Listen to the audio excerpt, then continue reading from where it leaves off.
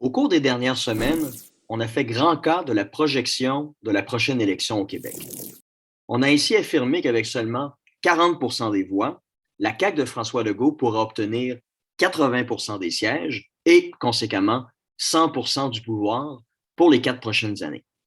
Cette affirmation n'est pas fausse car le système électoral que l'on utilise au Canada, donc le système uninominal à un tour pour être plus précis, a pour effet d'engendrer de graves distorsions entre le nombre de votes reçus par les partis politiques et le nombre de sièges qu'ils obtiennent. En fait, ce système est probablement le plus injuste de tous les systèmes électoraux qui existent au monde. Comble de l'injustice, il est même arrivé que certains partis politiques aient dans le passé obtenu moins de voix qu'un autre parti, mais aient néanmoins été en mesure d'obtenir plus de sièges que celui-ci. Ce fut le cas au Québec en 1944, en 1966 et en 1998. Rien d'étonnant donc à voir les partis politiques réclamer après chaque élection une réforme du mode de scrutin. C'était d'ailleurs une promesse de François Legault avant les dernières élections, promesse depuis reniée. Mais il n'est pas le seul. René Lévesque avait fait la même promesse avant de remporter ses premières élections en 1976 pour, au final, conserver le système qui l'avait porté au pouvoir. La raison est bien simple, on ne mord pas la main qui nous nourrit. Pourquoi en effet réformer un système qui nous a permis de prendre le pouvoir?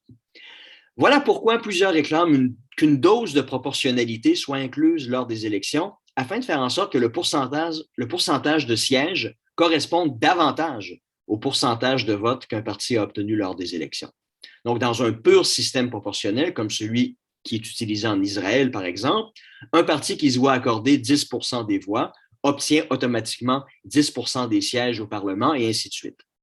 Évidemment, l'inconvénient de ce système est qu'il rend plus difficile, voire même impossible, l'obtention d'une majorité au Parlement, ce qui force alors les partis à négocier des ententes entre eux afin de former une coalition stable.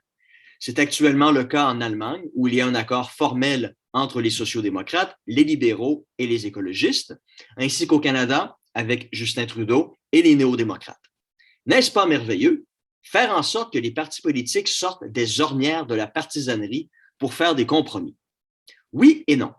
Oui, dans le sens où il est indécent qu'un parti ayant une majorité de sièges, mais n'ayant obtenu que 35% des voix, donc en réalité qu'environ 20% de l'ensemble des électeurs, si on prend pour acquis que le taux de participation aux élections tourne aux alentours de 65%, soit en mesure de tout décider pendant 4 ans.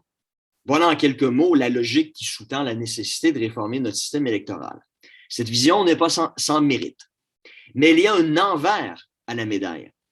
Car si le système actuel offre une prime aux vainqueurs, un système davantage proportionnel offre quant à lui une prime à la marginalité et aux extrémistes.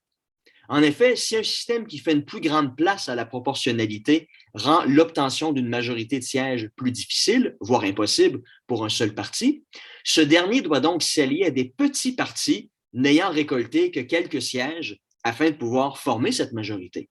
Cela implique de sa part de faire des concessions et d'accepter de mettre en œuvre certaines parties du programme de ces petits partis. En d'autres termes, de permettre à des partis n'ayant obtenu que 3, 4, 5% des voix de mettre en œuvre des promesses électorales qui n'ont obtenu l'aval que de 3, 4, 5% des électeurs. Est-il légitime qu'un tel parti, qui est le seul à proposer, par exemple, l'augmentation du salaire minimum à 20 de l'heure, une hausse des impôts de la classe moyenne ou une interdiction des voitures à essence d'ici 2030 et qui n'a su rallier qu'une portion marginale d'électeurs, obtienne un tel pouvoir? Cela ne reviendrait-il pas à donner une partie du pouvoir à des perdants et à une infime partie de la population la possibilité d'imposer leur vision politique, qui est dans les faits marginale, à une majorité qui ne partage tout simplement pas ce point de vue? Bref, à assujettir l'intérêt général à des intérêts extrêmes qui ne sont pas souhaités par une majorité de la population, en plus d'être potentiellement dommageables pour elle. Il n'est donc pas surprenant que Québec solidaire poussent aussi fort pour un changement de notre système électoral.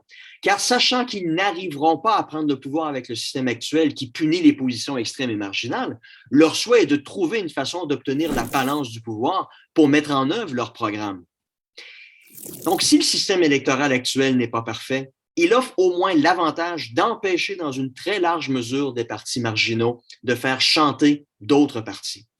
Il force en ce sens les politiciens à faire preuve de modération, puisqu'ils savent bien que proposant en guise de programme des solutions et des promesses radicales et extrêmes les empêcheront de prendre le pouvoir. Voilà qui n'est pas à négliger à une époque où les extrêmes politiques sont de plus en plus présents.